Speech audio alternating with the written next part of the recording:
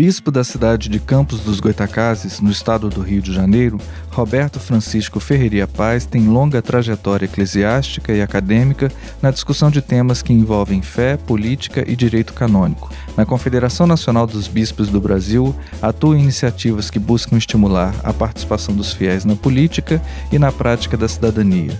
Nesta entrevista, ele avalia o papel da religião no atual cenário brasileiro.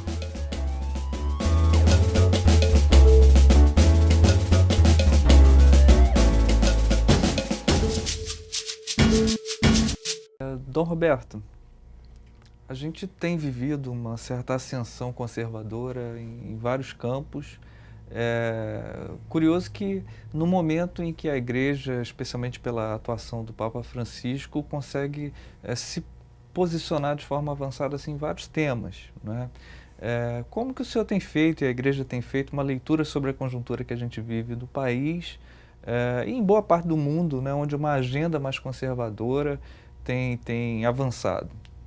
Bom, são reações diante de uma globalização perversa que, como um rolo compressor, desfaz os estados nacionais e também as culturas, as identidades.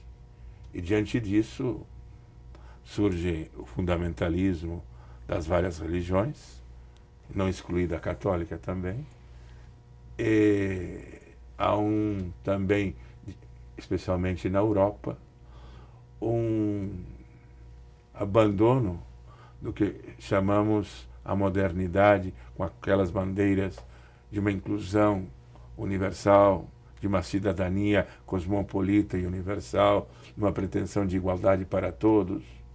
Isso ruiu na Europa. O que se vê na Inglaterra com o Brexit, o crescimento da direita nacionalista, xenófoba, que quer expulsar os migrantes e que se uniu para dizer: não queremos aqui imigrantes. Então essas bandeiras vêm a reagir ao que foi a globalização, que não foi uma globalização da solidariedade, da esperança e muito menos dos direitos dos trabalhadores. Foi uma globalização do capital.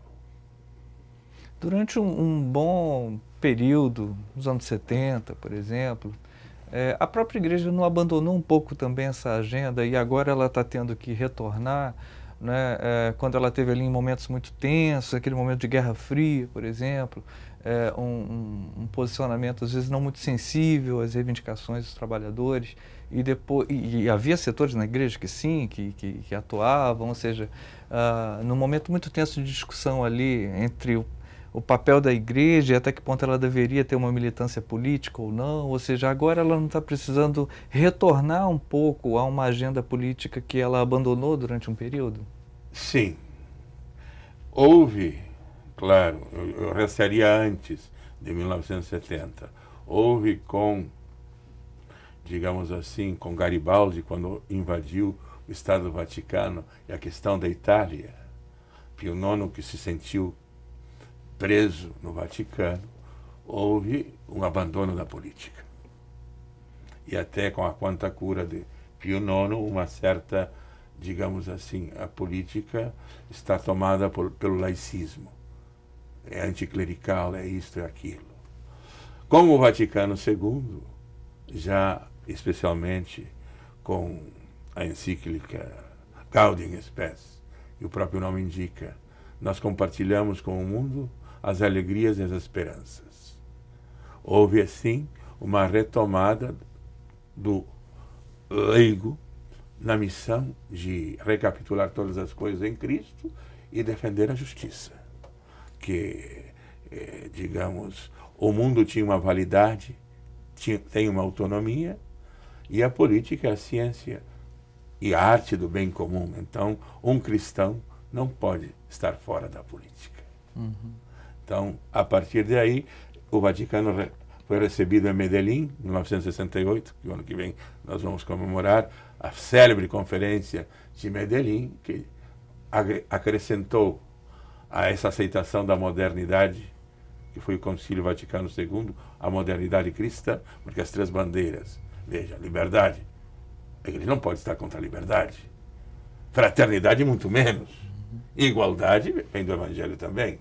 São bandeiras que sempre pertenceram ao cristianismo. Mas na América Latina, uma realidade de dependência, de exclusão, a palavra foi libertação. Entendi. Então, a partir daí, uma política que possa ter também como sujeito, além da classe média, porque a Europa era uma situação bem diferente, estava chegando a um desenvolvimento, a um estado de bem-estar. Na América Latina, não. Como falar hoje, então, de relação entre política e religião, sem parecer que está se falando de uma relação que tem acontecido entre política e religião em vários sentidos, mas muito relacionada àquela política pragmática ali, da disputa eleitoral, né, da bancada religiosa, né, como conversar com a população sobre a importância de relacionar a fé com política sem que isso pareça uma... Fé e política passa pela ética. Sim. E o modelo... tem os dois modelos, Santo Agostinho e Santo Tomás. Santo Agostinho coloca que devemos criar estruturas para o bem, que não é só um problema individual do político, mas que o político deve gerar estruturas que possam trazer, de alguma forma, presente o chamado reino de Deus, do Evangelho, que é a Shalom, um estado de paz, de justiça, de inclusão de todos. O cristão está a serviço disso e deve criar estruturas temporais que possam aproximar essa utopia, esse sonho. Essa é a missão do cristão na política. Agora, nós estamos convictos, inclusive desde Maritain em diante, que isso não passa por uma teocracia, como os irmãos muçulmanos, parte dos muçulmanos pensam que é a Sharia quem deve realmente reger, é o Alcorão e a casta justamente dos califas. Quem não tem essa religião não pode governar. Tem sim um fundamentalismo evangélico, não todos os evangélicos são assim, os irmãos batistas não, separam bem a questão de Estado e Igreja, mas outros, pensando numa teologia de que quem não tem a graça está sob o poder do demônio, e por isso os cristãos devem dominar o Estado e devem legislar para os justos para defender-se dos maus. Essa é a teologia que leva, sinceramente, a perder a República. Nós não estamos de acordo com isso. A Igreja não é para dominar o Estado. As tentativas que aconteceram sempre são contrárias à própria Igreja e contrárias ao reino de Deus. E de que forma, então, a Igreja Católica atua? Como que ela entende a sua atuação política, então? Bom, no cenário brasileiro, por exemplo, como que ela tem se posicionado com relação às questões políticas que estão no nosso momento? A Igreja não é um grupo de pressão. A Igreja, digamos assim, é um povo de Deus, que também é cidadão, e quer participar formando e qualificando com a doutrina social e participando da área política. Agora, quando vai desempenhar um cargo, não o faz de uma forma corporativa, mas o faz para o bem comum, para o bem de todos os cidadãos. Agora, para nós, especialmente a CNBB, tem sempre trabalhado a campanha, primeiro da ficha limpa, depois a campanha do voto consciente. E, em seguida, cada vez mais, trabalhar, em certa medida, de respaldar aqueles candidatos que tenham compromissos com a comunidade, com o desenvolvimento integral, solidário e sustentável, que está na doutrina social. Mas não, a Igreja não entra com interesse corporativo, mas de ser apenas um sinal profético, de dizer, este governo ainda não tem incorporado o reino, isto é, aquela carga utópica de um homem novo, de uma sociedade inclusiva. Então a Igreja vai questionar isso. e vai trabalhar para que os cristãos possam se aproximar disso. Entendi. A gente tem... Agora, não é fácil. Imagino. Porque nós temos que, como cristãos, inclusive a doutrina social é clara, defender a participação de todos e defender a democracia. Uma democracia participativa, mas abrangente, não meramente formal, como a que existiu, e que até agora, vamos dizer, temos pouca experiência ainda na democracia, e ela não chegou a uma cidadania plena para todos. Eu imagino que não seja fácil conciliar esse debate dentro da própria igreja, né? Que também é um organismo vivo e Sim. deve ter diferentes tendências. Né? A CNBB caminha bastante unida com o Papa Francisco e para esse lado. Né? Agora, claro, não deixa de haver diferenças na compreensão do que é democracia, na compreensão do que é política, e temos também nuances, né? Mesmo porque a igreja não tem um partido. A igreja deve, digamos assim, inspirar a todos, inspirar os programas, as plataformas de governo, a partir da cidadania, sim. A partir da cidadania. O que é que defende a igreja em relação aos partidos? Que sejam democráticos, que sejam cada vez, digamos, mais representativos. Porque sobre os partidos, o que a gente vê é uma quebra de representatividade, um distanciamento do povo. Temos que reformatar esses partidos, reinventá-los. Esse distanciamento do povo, por exemplo, no que se refere a direitos sociais, por exemplo, a direitos trabalhistas, a gente tem uma agenda de recuo nisso. O próprio controle social. Porque a igreja, eu especialmente sou bispo referencial da Pastoral da Saúde, defendo o SUS, com unhas e dentes. Defendo o SUAS. Por quê? Porque foram conquistas.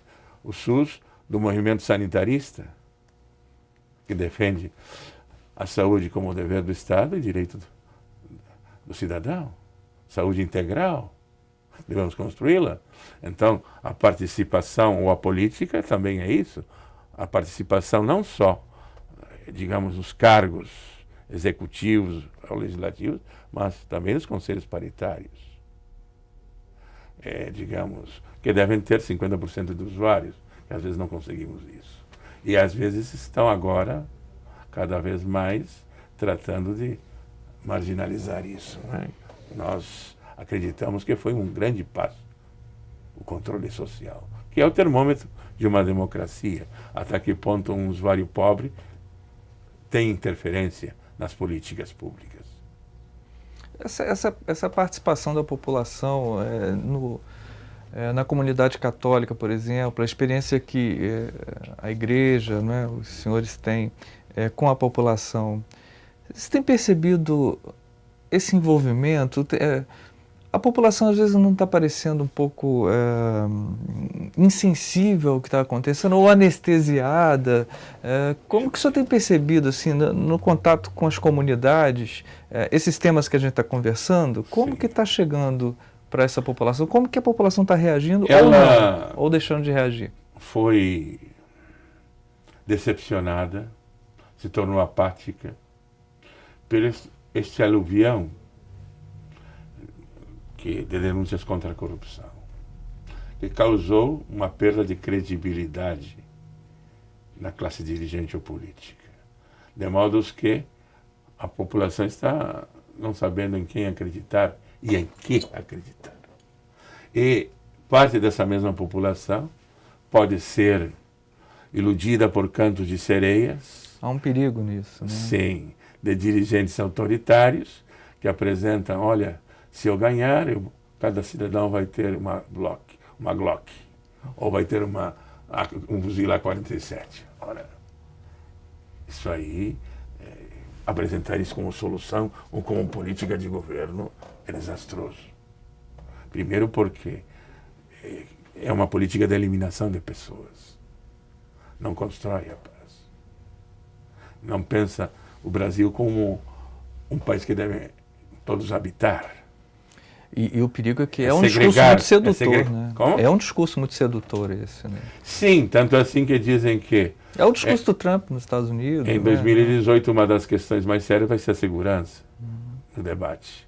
Mas se esquecem que a segurança, como a paz, é uma resultante de outras coisas. Que a segurança não é repressão, ou não é eliminação de pessoas. Que a segurança é inclusão. Que a segurança é um construto coletivo. Na medida que você toma parte, Trump usou esse discurso, mas, volto a insistir, a classe trabalhadora estava iludida, desiludida com o Partido Democrata, que deixou se arruinar a indústria, e não houve sucedâneos. E nós temos que ter cuidado com esses discursos. Há esse risco no Brasil também.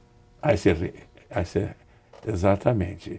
Dessa visão um pouco mágica o que se chama o realismo mágico da América Latina. Há messias que vêm e que vão resolver os problemas de todo o povo. E eu acredito que a solução está no próprio povo. Consciente, com um projeto. Nós não temos projeto nacional. Há, sim, evidentemente, planos, mas não um projeto. Nós deixamos de pensar estrategicamente o Brasil, para onde queremos ir. E não podemos pensar o Brasil como uma van com 9 lugares. Temos que pensar o Brasil para 200 milhões de pessoas, com inclusão para todos, com vida para todos. Roberto, uma área em que a igreja tem uma atuação importante já há bastante tempo na sua relação com fé e política é na discussão da reforma agrária, por exemplo, né? Na Sim. pastoral da terra. Sim. Como que o senhor tem visto essa área, a atuação da igreja nessa área, na relação com os movimentos sociais, nesse momento também de reação conservadora em vários... É um movimento difícil, porque os indígenas, os quilombolas e também as lideranças camponesas estão sendo criminalizadas e perseguidas.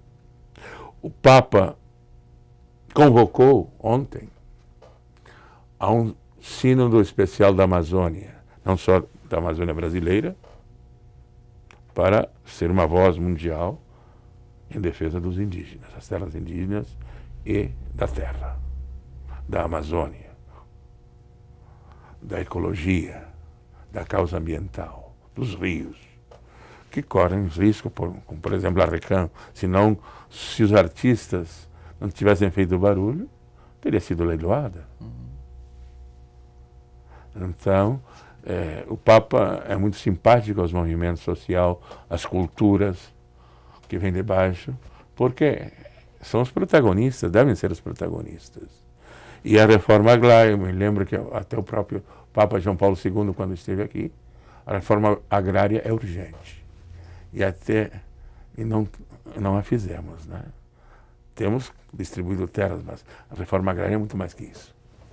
Bom, a gente está caminhando para o final da conversa, a gente falou de dificuldades, né, de um cenário que precisa ser superado, né, um cenário complicado, mas para diante, assim, que perspectiva o senhor tem? O senhor acha que a gente vai sair desse momento? Como que a gente vai sair? Como que a gente vai superar esses entraves e esses retrocessos que a gente tem passado no Brasil em particular? Bem, passa pela política. Temos que entusiasmar e encantar de volta as pessoas. Formar lideranças novas. Levar o debate à rua também, às praças. E não perder a batalha da educação. O ensino médio, a grade curricular do ensino médio será discutida no ano que vem. Quer se impor o ensino médio não pensante, apenas profissionalizante. Quer ser consumidores e não cidadãos. Toda educação é para incluir a pessoa, para receber a cultura e transformá-la. Não para admitir passivamente um lugar no mercado. Então, a educação também temos que lutar pela educação integral, com valores, para que a juventude seja também protagonista da mudança. Roberto, muito obrigado. Uma conversa excelente, muito obrigado. Não, por favor.